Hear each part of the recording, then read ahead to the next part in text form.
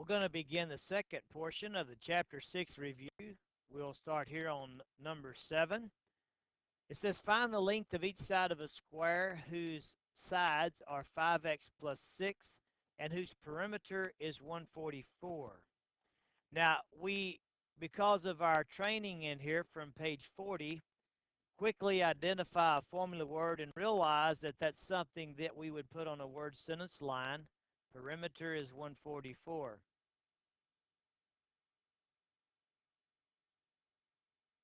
We then would look up the formula for the area of a square, and the formula for the area of a square is 4s, and so we'd have 4s is 144. Now, we're looking for the length of each side, which means we really don't need this information right here. We can find the length of each side simply by dividing each side by 4, and we'll get s is equal to 144 divided by 4. We'll throw that on the calculator right quick. 144 divided by 4. Could have done it in my head by now, which is probably a better idea. My mouse was upside down. 144 divided by 4 is 36.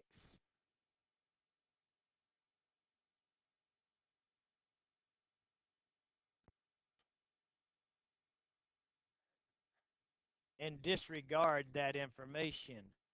Now, let's solve it again with that information, because sometimes it will want us to express the area in terms of x, or it could actually say find x if this is the case.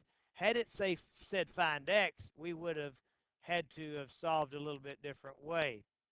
There's several options there, but we're going to go back and solve with just option, kind of how we've done things since the first of school. And we said, okay, we would have put characters of the story. And we said, okay, the characters of the story seem to be the length of each side, which they pre-assigned the variable to 5x plus 6, and the perimeter, which they've given the value 144. We would have looked up our formula for s is equal 144, and I noticed the 1 didn't make it there, so we'll slide that in. And then we would have taken what they gave us for side and plugged it in. Again, since the only thing we needed was side, there was no need to plug that in. Had it said find x, then we could have plugged it in. Or had it said express the perimeter in terms of x, we would have needed to plug it in. Let's solve it this way anyway. We have 4 times a sum. Rule 2, page 37, tells us that needs to go in parentheses, or page 170. And remember, this chapter deals with distributive property, and it deals with laws of exponents, and that's why these kind of problems are here. So we have a higher operation, multiplication, hitting a one lesser operation, addition, and so that lesser operation needs to go in parentheses, and since it is a one lesser, then we would apply the distributive property. So we would have 4 times 5x is 20x. And then we would have 4 times 6 is 24. And you know I kind of got ahead of myself normally, because I would have waited to figure out that that 24 was positive before I put that plus, and we get equal 144. Now we're going to undo. We have multiplication and addition. We will undo addition by subtraction first. And so we're going to have 20x is equal to 120. We now undo multiplication by division, and we get x is equal to 6.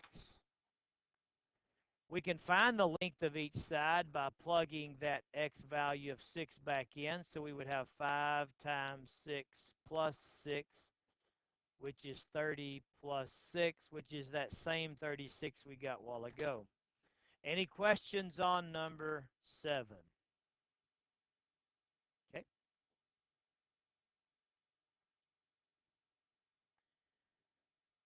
Question number 8. The radius of a circle is 8g plus 2. Find the radius if the circumference is 314. Again, we could just use the circumference formula, leave r as r, and just solve for r. But we want to experience plugging in this variable, solving, and going that way. And you may say, well, that's way too much work. It is. But it could have asked us for the value of g. It could have asked us to write an expression for circumference, or it could have asked for the radius. And so we want to experience the little harder way of doing this problem just so we can learn some other algebra. You get to a standardized test, or if you're using this in real life, then obviously you would choose to find the easier way out than what we're doing here. But we're after some particular learning, so we're going to do it this way. When you read that, what you find that helps fit something from page 40, a comparison between two characters or formula words or sentences containing words like total, sum, difference, product, is you find the formula word circumference is 314.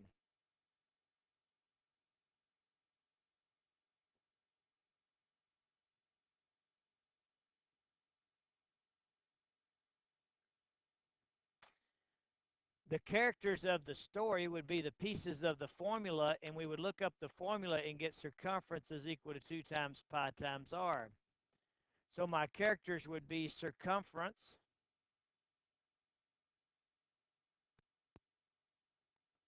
which we've been given 314, pi, which we're using the estimated value 3.14, and radius has been given to us in the form of 8g plus 2. Again, we know that we could plug in pi, plug in circumference, and solve for r and have the answer faster than plugging in 8g plus 2 for r. But we want to experience the distributive property and laws of exponents and be able to solve it had they made it harder. So circumference 314 is equal to 2 times pi, which is 3.14, times the radius. Now, this is times, that's multiplication.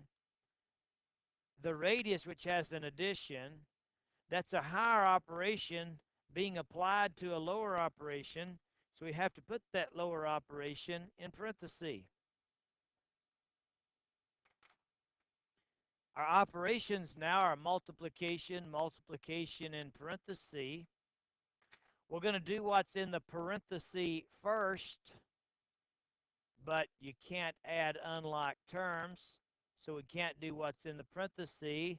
So that takes us to multiplication, and we multiply from left to right. So we're going to multiply those first and get 6.28 open 8g plus 2. We will now do this multiplication, which is crammed on parentheses, so we check for distributive.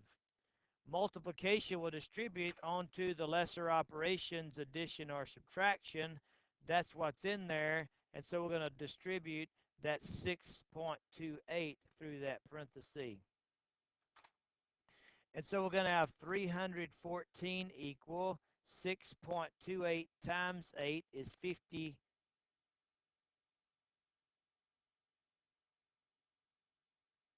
0.24. There we go. I got stuck for a second. 50.24 G. And then 6.28 times 2 would be 12.56, so plus 12.56. We've done all we can do to simplify the expression on the right, so now we're going to begin to undo the order of the operations we're dealing with are multiplication and addition, and we're going to undo addition first by subtraction.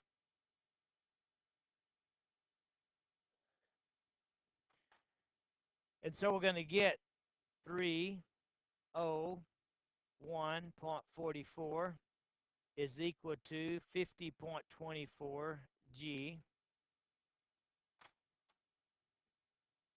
We now want to undo the multiplication by division, so we divide by 50.24, divide by 50.24, that's a 0, 50.24, and we're going to get G is equal to 6.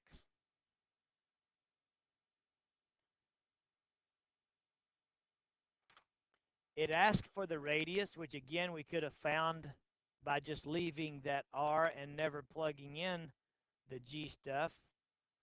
But if we continue from here, we're going to take the G stuff, 6, the value of G6, and solve. And so we get 6 eighths are 48, plus 2 is 50. And so the radius would be 50. Any questions on number 8? What we're trying to do is learn how to set up algebraic equations, know when to put the parentheses and distribute as we make application from word problems to formulas to equations, and then know how to solve that according to the order of operations. Okay? All right. Number 9. The base of a rectangle is 7b. We could go ahead and write characters if we wanted to.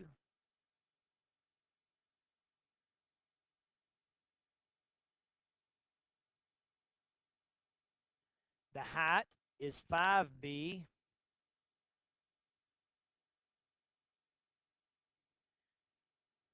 If you can go back in your mind to page 51 and 2, we learned about ratios, and we learned that if things are in the ratio of 7 to 5, then we could multiply them by the same variable. So when you see that 7b and 5b, that tells you that the base and height are in the ratio of 7 to 5, based on what we learned back there. I just threw that in there. So anyway, so we got the base 7b, the height 5b. It says find the height if the area is 126. Area of what? A rectangle. And so area, formula word, is 1260. So we look up the formula for area of a rectangle, and we get length times width, or base times height. So we have base times height is means equal 1260. We're going to take the value given for base and plug it in, 7b. The value for height, plug it in, 5b. And we get 1260. We're going to do the multiplication. We go back to page 5 in our mind. You multiply the numbers, 35, and you multiply the names, and you get a new name. And when you multiply with like bases, you add the exponents, b squared equal 1260. Don't forget to apply your laws of exponents. We have two operations, multiplication and exponent. We would undo multiplication first by division, and so we're going to divide by 35, and we will have b squared is equal to 49 probably. I'll do it right quick to verify. 1260 35.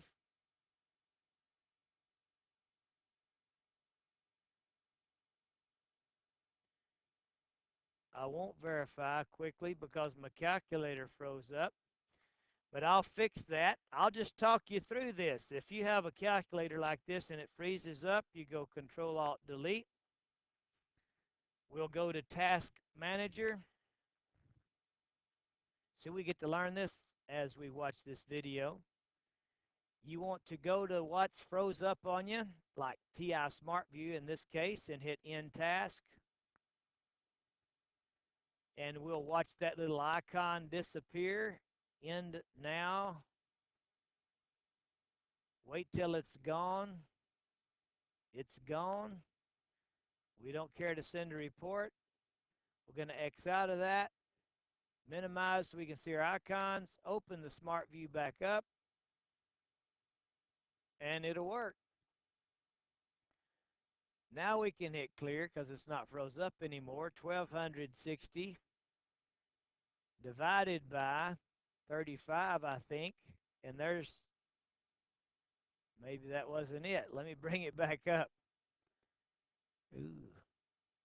Transparency model 4. Let me find my writing. 1260 divide 35. Is that what we did? It was. So the answer is 36. See, I misestimated. It's a good thing I verified, wasn't it? Okay, so the answer there is 36. We want to get rid of the square. You get rid of the square with the square root, and don't forget when you take the square root, you say plus or minus square root of, and so we get b is equal to 6 or b is equal to negative 6. And a negative 6 isn't going to work out because it'd give you a negative base in height, so we have to cast that out and take the positive 6. And then we would plug that back in to get our actual base in height.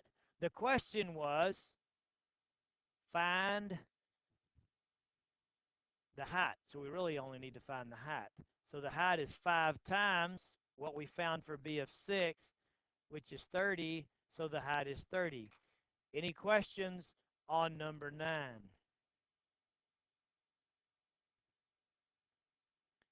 The next set of problems are getting into things like the ruler postulate, Pythagorean theorem, the distance formula, the midpoint formula. Some of those are on test uh, manuals, formulas charts during testing. Some of those are not. And we really just need to know those formulas and have those memorized. So hopefully you have memorized those. If you've not memorized those formulas, then look back into chapter 6 and memorize them. We talked about that means line QR, and that means segment QR, and this means ray QR. But QR with nothing above it means the distance between point Q and point R. And we apply here what we call the ruler postulate because a number line's like a ruler. And the ruler postulate says to find the distance between Q and R, you take the absolute value of the difference of the coordinates of point Q and R. The absolute value of the difference of the coordinates of the points. The coordinate of point Q was a negative 12. Notice we have the minus from the formula. The coordinate of point R was 11, and so we get absolute value negative 12 minus 11.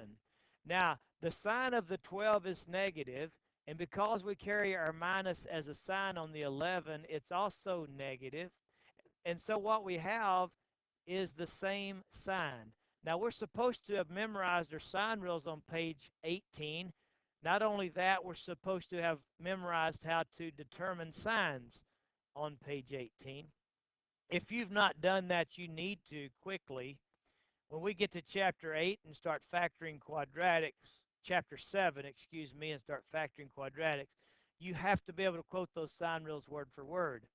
So the sign rules say when you add or subtract with the same sign, you add 23 and take the common sign, which was negative, so we get a negative 23, which is in the absolute value.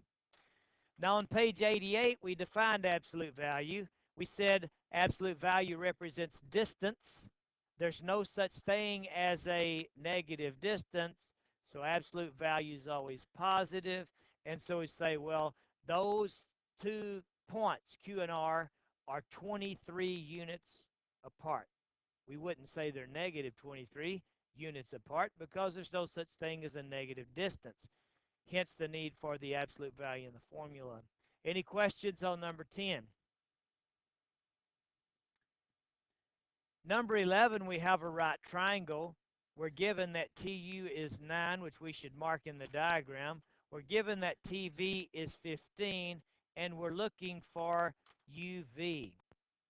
Now, this is a right triangle, we know, because of the right angle, and so we should be familiar with the Pythagorean theorem. The Pythagorean theorem says in a right triangle, the length of one leg a square plus the length of another leg b square is equal to the length of the hypotenuse square. Now here's what it really means geometrically. It really means that the area of the square at side A, which could be calculated by squaring side A, plus the area of the square at side B, which could be calculated by squaring side B, would be equal to the area of the square at side C, which could be calculated by squaring the area of the side, by squaring the side at, by squaring side C, excuse me. So we can read this as the area of the square at side A and get a visual of that much stuff, plus the area of the square at side B and get a visual of that much stuff. When you add those two together, it should equal the area of the square at side C. The two smaller areas add up to the larger area. So there's our visual. Now, we're just going to go back and plug it stuff into the formula. We had TU is 9 and TV is 15, and we're looking for UV, which is one of the two legs, the legs being the sides that make the right angle. So using our formula, a squared plus b squared is equal to c squared. We have that one leg A is 9. The other leg B, we don't know. The hypotenuse, which is always the one across from the right angle, is always labeled C. And so we have the hypotenuse C is 15 squared. Now to solve, as usual, we'll use the order of operations. So we're going to do anything we can to simplify each side down. And what we can do is the exponent on each side. So we get 9 squared is 81 plus b squared, which we don't know how to do, is equal to 15 squared, which is 225. 15 squared, which is 225. We've done all we can do to simplify, so now it's time to undo. We have the operation addition, and it's the 81 that's being added on to a b to the second power. So we have addition and an exponent. We're going to undo what's being added on to the b stuff first, and what was added on to the b stuff is an 81, and we're going to remove it by subtracting, and we'll get b squared is equal to 144. Now we're going to undo the square with the square root, remembering that when we take the square root, we have to do plus or minus, and so we get b is equal to 12, or b is equal to negative 12. But b represents the side of a triangle, and no distance can be negative, and so our answer must be the positive value of the square root, positive 12. Any questions on number 11?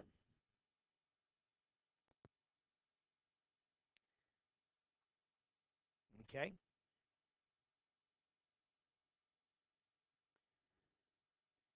Number 12, when we're given an ordered pair, then we automatically think of a coordinate plane rather than a number line, and we're thinking of a point out there somewhere.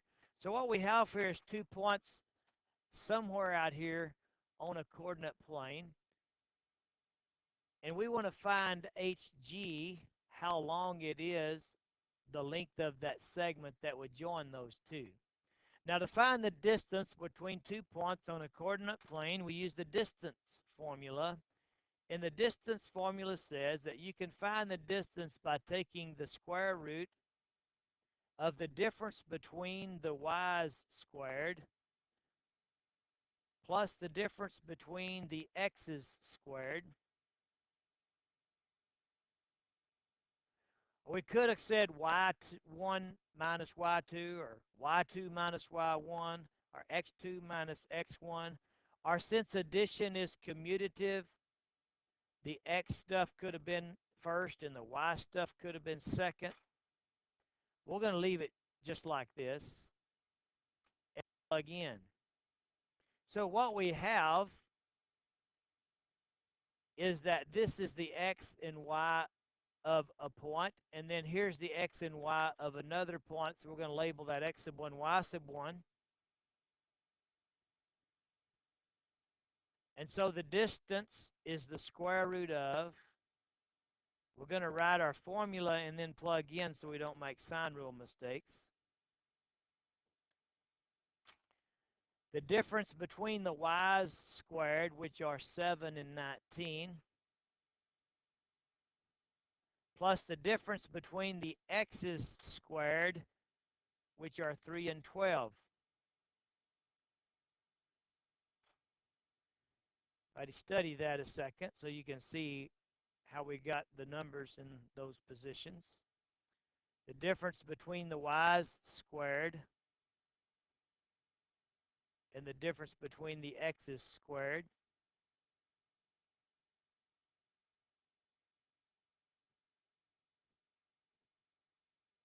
So now we're going to solve within that square root. We're going to do what's in the parenthesis first, and so we would have d is equal to the square root of 7 minus 19 would be a negative 12, which if we intend to square a negative, we know we have to put it in parentheses squared from page 170, 171 lessons.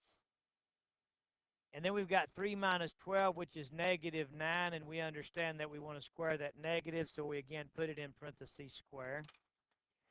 We now do the exponents.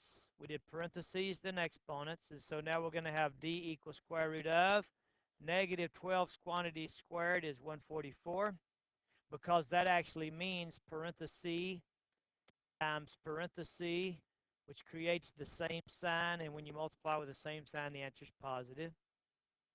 Plus negative 9 quantity squared is 81. We now can do the addition, and so we get d equals square root of 225. Notice the formula didn't put plus or minus because distance can only be positive, you see. So we only have a positive part in the formula. And so we get the distance as 15. Any questions on using the distance formula? The distance formula also obviously comes from the Pythagorean theorem. It's a squared plus b squared equals c squared, resituated to solve for what would have been the hypotenuse, which is that distance, which is our c. Let me show you what I'm talking about visually. This is the change in y, or the rise. This is the change in x, or the run, and this is the distance. This then would be our A, and this would be our B, and the distance would be our C, and we have that this square goes with this square,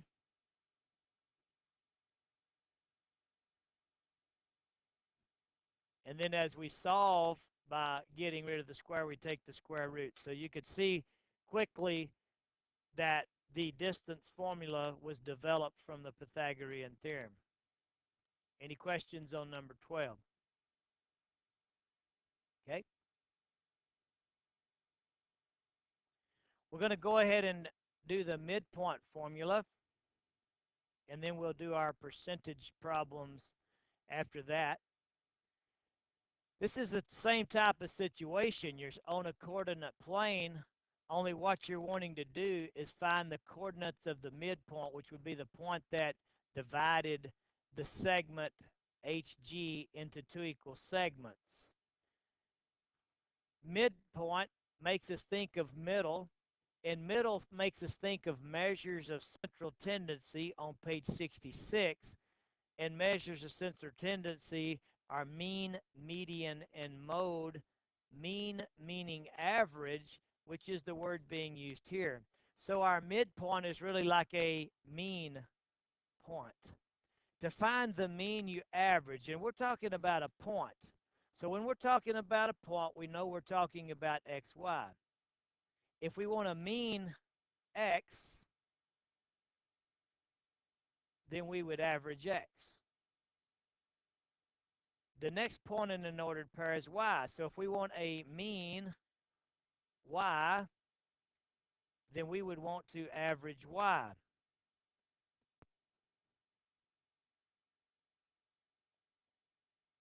And we write that as an ordered pair.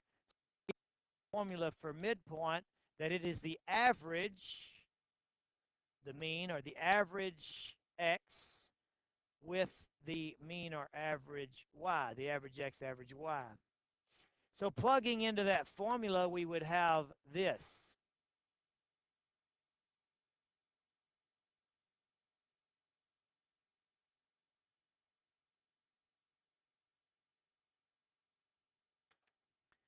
We would have the average of the x's, 3 plus 12, along with the average of the y's. So we would do the numerator, 15 over 2. We would do the numerator, 26 over 2. The second will reduce, the first will not. We will leave the first improper and reduce the second and have the coordinates of the midpoint. Any questions on number 13? Okay, we're going to stop there, give you time to focus on those things, and then we'll do one more recording that will be the percentages.